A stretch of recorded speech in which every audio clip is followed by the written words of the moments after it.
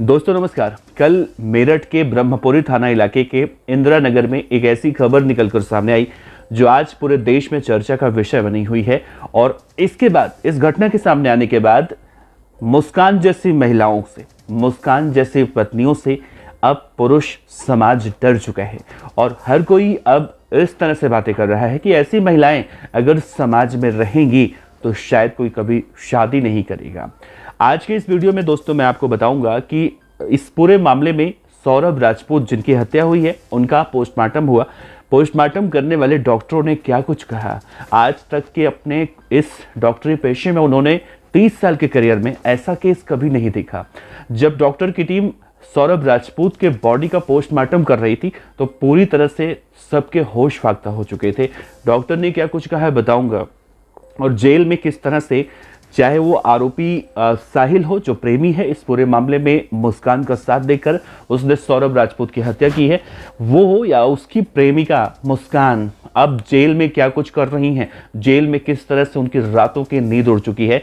और अब वो लोग इस बात की मांग कर रही हैं या तो उन्हें जो करते हैं वो, यानी जो नशा पत्ती खाते पीते हैं, वो उन्हें दिया जाए। इस ना देने की वजह से पूरी तरह से बेचैन हो चुके हैं। और इस केस में एक सबसे अहम बात कि लड़की के घर वाले कल जिस तरह से बात कह रहे थे कि वो अपने दामाद को इंसाफ दिलाने की लड़ाई कर रही हैं, मांग कर रही हैं, और लड़की के पिता रोते हुए भी दिखाई दिए। लेकिन अब सौरभ राजपूत के परिवार के लोग लड़की के परिवार वालों पर भी कई सवाल खड़े कर रहे हैं। इस केस में जितनी सच्चाई अभी देखी जा रही है, इससे कहीं सच्चाई ज़्यादा और भी छिपी हुई है जो इन्वेस्टिगेशन के बाद निकलकर सामने आएगी। तो आज के इस वीडियो में बहुत ही विस्तार से दोस्तों समझने की, चर्चा करने की कोशिश करूंगा। इस वीडियो के अंत तक बने रहिएगा। नमस्कार दोस्तों, मेरा नाम है देवनाथ पांडे और आप देख रहे हैं रोजाना की तरह आपका अपना चैनल BDF न्यूज। सबसे पहले मैं बताऊं आपको, जैसे मैंने कल ये खबर देखी, सबसे पहले मेरा दिमाग भनना गया कि एक महिला अपने प्रेमी के लिए खातिर अपने प्रेमी के साथ अपने पति की हत्या कर देती है। और सोचिए, जब ये खबर निकलकर सामने आई, उस महिला की एक बेटी है छोटी सी, उसने अपनी बेटी के बारे में नहीं सोचा, अपने माँ बाप के बारे में तो छोड़ ही दीजिए, सबसे पहले सबसे करीब बेटी होती है, पति होता है। जब उसने उन दोनों की कोई परवाह नहीं की, वो नशे की इस कदर आदी हो चुकी थी कि वो साहिल के प्यार में इस कदर दीवानेपन में आ गई थी कि उसने अपने पति की हत्या करने से पहले नहीं सोचा। आसपास के पड़ोसियों ने कहा है कि कभी भी वो घर में खाना वाना नहीं बनाती थी, ना कभी सब्जी खरीदने आती थी। उसका सिर्फ और सिर्फ एक ही जगह ध्यान था। शुरुआत में तो अच्छे से रह रही थी। देखिए, इन सब की कहानी की शुरुआत जैसा हुई, मैंने कल भी बताया था, जब इनकी शादी हुई तो सौरभ राजपूत के घर वालों ने इस शादी का विरोध किया था और शादी इन लोगों ने कर ली, लड़की के घर वालों ने एक्सेप्ट कर लिया। अब लड़की के घर वालों ने एक्सेप्ट क्यों किया वो भी मैं बताऊंगा आपको इतनी आसानी से। लेकिन शादी के बाद अमूमन देखा जाता है कि हस्बैंड वाइफ जब किसी सेपरेट जगह पर रहते हैं या अलग रहते हैं तो हर कोई अपने घर में खाना वगैरह बनाता है। लेकिन यहाँ पर ऐसा कोई सीन नहीं था दोस्तों, यहाँ पर खाना ऑनलाइन आता था। शुरू में सब कुछ ठीक था, लेकिन जब साहिल नाम का ये छपरी जब इसके ज़िंदगी में आया मुस्कान की, तो ये दोनों प्रेम में ऐसे पागल हो गए जैसे लगता है कि ना कोई इनसे ज़्यादा कभी प्रेम किया था। हीर रांझी की तरह ये लोग प्यार मोहब्बत करने लगे। ड्रग्स लेके, गांजा भांग खा के ये लोग अनैतिक तरह से संबंध बनाते थे। इन दोनों फिजिकल होते थे और यही सब कुछ आदतें हैं जो मुस्कान पूरी तरह से इन सब की आदी हो गई थी। यानी जो जानकारियां निकलकर सामने आ रही हैं दोस्तों, उसमें कहा जा रहा है कि नशे में वो दोनों एक दूसरे के साथ संबंध बनाते थे और इन संबंधों की लत एक दूसरे को पड़ गई थी, जो अब सौरभ राजपूत के प्यार पर बहुत ज्यादा भारी पड़ रही थी। देखिए, आसपास के पड़ोसी ये भी दावा कर रही हैं कि न कभी सब्जी लेने निकलती थी, न कभी खाना बनाती थी। इनके घर पे ऑनलाइन दिन में 8 से 10 बार अलग अलग ऑनलाइन फूड डिलीवरी वाली कंपनियां अपने डिलीवरी बॉय को भेजकर फूड डिलीवर करती थी। यानी 24 घंटा सिर्फ बाहर का खाना खाते थे। सोचिए, इसके लिए पैसे कहाँ से आते थे। कहा जा रहा है कि सौरभ राजपूत अच्छा खासा पैसा कमाते थे। वो पहले मर्चेंट नेवी में काम करते थे, बाद में लंदन में ही एक बेकरी में काम करने लगे। लेकिन पैसा वो ज़्यादा कमाते थे, पैसा अच्छा खासा भेजते थे। लेकिन ये दुष्ट महिला, ये आरोपी महिला, ये हत्यारन महिला इन सभी पैसों को अपने अय्याशियों पर उड़ाती थी। ना तो अपनी बच्ची को देखती थी और ना ही किसी और को देखती थी। अपने उस तथाकथित प्रेमी साहिल शुक्ला के ऊपर खर्च करती थी, नशे पर खर्च करती थी और नशा करके संबंध बनाने पर खर्च करती थी। ये जानकारी निकलकर सामने आ रही है दोस्तों। अब देखिए, इस पूरे मामले को देखा जाए तो केस सामने आने के बाद 2 दिन हो चुका है, लेकिन इस हत्याकांड को 2 हफ्ते से ज़्यादा का वक्त हो चुका है। आज डॉक्टरों की टीम ने जब सौरभ राजपूत के शव का पोस्टमार्टम किया तो कहीं ना कहीं देखने को मिला, बहुत ही सनसनीखेज खुलासा हुआ। सौरभ हत्याकांड में जो डॉक्टरों की टीम है, जब वो पोस्टमार्टम कर रही थी तो वहाँ के जो मेरठ के CMO हैं, उनका नाम है डॉक्टर अशोक कटरिया। उन्होंने कहा है कि पोस्टमार्टम करने के बाद, शुरुआती दृष्टि से देखने के बाद ये लगा कि 2 हफ्ते से ज़्यादा इस हत्याकांड को अंजाम दिए हो गया। हत्या की गई, हत्या करने के बाद सीमेंट डालकर स्किन को गलाने की कोशिश की गई और उन्होंने ये भी कहा कि बॉडी के कई पार्ट्स सीमेंट के अंदर मिले हैं जो बहुत ही ज़्यादा विचलित करने वाले थे। बॉडी में जो हर इंसान का दांत होता है, दांत हिल रहा था। आप सोचिए किस तरह से उन्हें मारा गया होगा। डॉक्टरों ने यह भी कहा, डॉक्टर अशोक कटारिया खासतौर से, उन्होंने कहा कि अपने 30 साल के करियर में ऐसा केस मैंने आज तक नहीं देखा। लाश की स्थिति इतनी ज़्यादा खराब थी कि परिवार वाले देखने की डिमांड कर रहे थे, लेकिन किसी भी तरह से परिवार वालों को लाश नहीं दिखाई गई पोस्टमार्टम के बाद, ना तो उससे पहले, नहीं तो और भी ज़्यादा परिवार को दुख होता। ऐसा लग रहा है, डॉक्टरों ने कहा कि सौरभ को मारने से पहले जो भी सौरभ को मारा था, अभी तक तो सामने यही आया, जिन लोगों ने भी सौरभ को मारा है उन लोगों ने सौरभ के प्रति इतना ज़्यादा नफरत पाल रखा था कि सौरभ को किस तरह से मारना है, कैसे मारना है, मतलब अपने नफरत की इंतहा पार कर दी थी। खैर, पोस्टमार्टम हो चुका है और अब कई तरह के जो है अलग अलग एंगल निकल के सामने आ रहे हैं।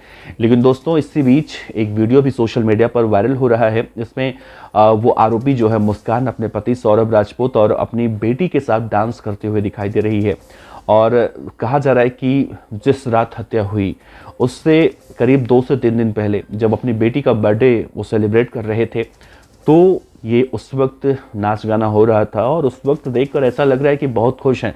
लेकिन सौरभ राजपूत को ये नहीं पता था कि जिस दुष्ट महिला, जिस पापी महिला, जिस हत्यारन महिला के लिए इतना सब कुछ कर रहे हैं, 2-2 साल लंदन में नौकरी करके पैसे कमा रहे हैं, इसे बेच रहे हैं, अपने घर वालों तक से लड़के वो यहाँ तक पहुँचे हैं और हर संभव खुश रखने की कोशिश कर रहे हैं, वो महिला आज से 2 से 3 दिन बाद उन्हें मार डालेगी और इतनी बुरी तरह से मारेगी, शायद किसी ने कल्पना नहीं किया होगा। तो ये तस्वीरें भी निकलकर सामने आ रही हैं।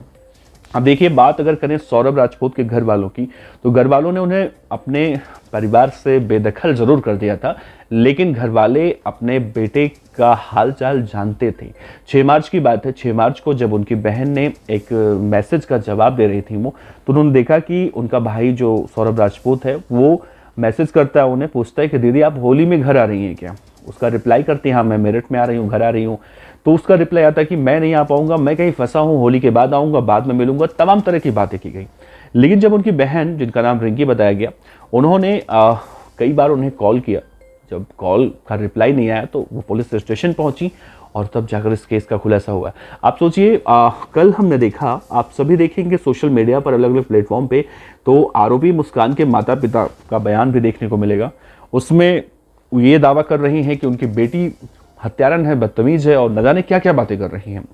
लेकिन वो ये भी कह रही हैं कि उनका दामाद हीरा था और बहुत ही भला दामाद था, अच्छा दामाद था, ये वो तमाम तरह की बातें।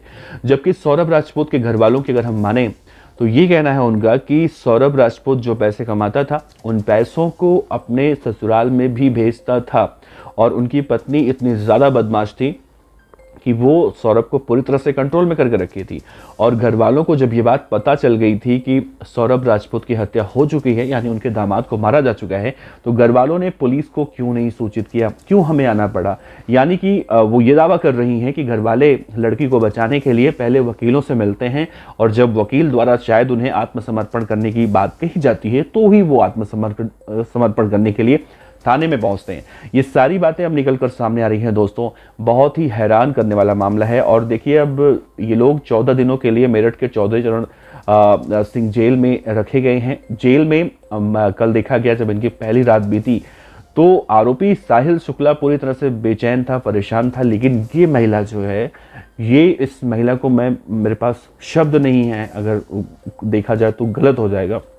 इस महिला के आंखों में थोड़ी सी भी लाज शर्म हया कुछ भी नहीं बची है। ये महिला बहुत ही गुर्राते हुए लोगों को देख रही है। इसको किसी भी तरह से सौरभ राजपूत को मारने का पछतावा तक नहीं दिखाई दे रहा है। और ये मत समझिए कि साहिल शुक्ला नाम का जो आरोपी है, जो छपरी है, जो ये बड़े बड़े बाल वाला है, जो हत्यारा है, जिसे कल वकीलों ने बहुत बुरी तरह से मारा। हालांकि मारना कहीं से सही नहीं है, लेकिन भाई इतना ज़्यादा गुस्सा लोगों को इस केस को देखने के बाद आ चुका था कि लोग अपनी भावनाओं को काबू नहीं कर पाए और इसको जमकर पीटा कर, और इसका जो इसके कपड़े थे, कपड़े वगैरह सब फट गए थे। ये इंसान अगर ये सोच रहा था कि मुस्कान इसके साथ शादी करेगी तो शायद ये बहुत गलती कर रहा था, क्योंकि मुस्कान इससे भी शादी नहीं करने वाली थी। मुस्कान का इरादा बहुत बड़ा था, बहुत लंबा था, और हर बार मुस्कान इसकी मरी हुई माँ के नाम पर इसको ब्लैकमेल करती थी। कहती थी कि साहिल तुम्हारी मरी हुई माँ मेरे पास है, मैं मुझसे बातें करती हैं, और फिर वो स्नैपचैट पर चैट करती थी उसकी मरी हुई माँ बन के। उसकी माँ कहती थी काला जादू करो वगैरह, तमाम ऐसी तरह की बातें निकल कर सामने आ रही हैं दोस्तों, जो इस केस को बहुत ही अजीबो गरीब तरह से जो है पेश कर रही हैं। खैर, इस पूरे केस में 14 दिनों तक ये दोनों आरोपी पुलिस के कस्टडी में हैं, जेल में हैं, और जेल में रहने के बाद ये और भी बहुत बड़े बड़े खुलासे कर रहे हैं। इस मामले की आगे चार्जशीट बनाई जाएगी। चार्जशीट बनाने के बाद बहुत बड़े बड़े और भी खुलासे हो सकते हैं। पुलिस इस एंगल से भी जांच पड़ताल कर रही है कि इस केस में क्या ये दोनों ही थे या फिर इन दोनों के अलावा कोई तीसरा चौथा व्यक्ति था। फिलहाल पुलिस हर एक एंगल से इस केस की जांच पड़ताल कर रही है। लेकिन दोस्तों, आरोपी दोनों जो हैं उनकी मांग की जा रही है कि भाई इन्हें फांसी से कम सजा ना मिले, क्योंकि अगर इन्हें फांसी से कम की सजा दी जाती है तो शायद ऐसी मुस्कान, ऐसे साहिल जो हर गली चौराहे नुक्कड़ हर एक घर में आसपास देखने को मिल जाते हैं, वो फिर से किसी बड़े कांड को अंजाम देंगे। दोस्तों, इस केस के सामने आने के बाद आपके अंदर गुस्सा कितना है, अपना गुस्सा ज़रूर बता सकते हैं, और ऐसे लोगों को क्या करना चाहिए ज़रूर बताइएगा। आपका बहुत बहुत शुक्रिया। देखते रहिए, अपने विचार रखिएगा। नमस्कार, जय।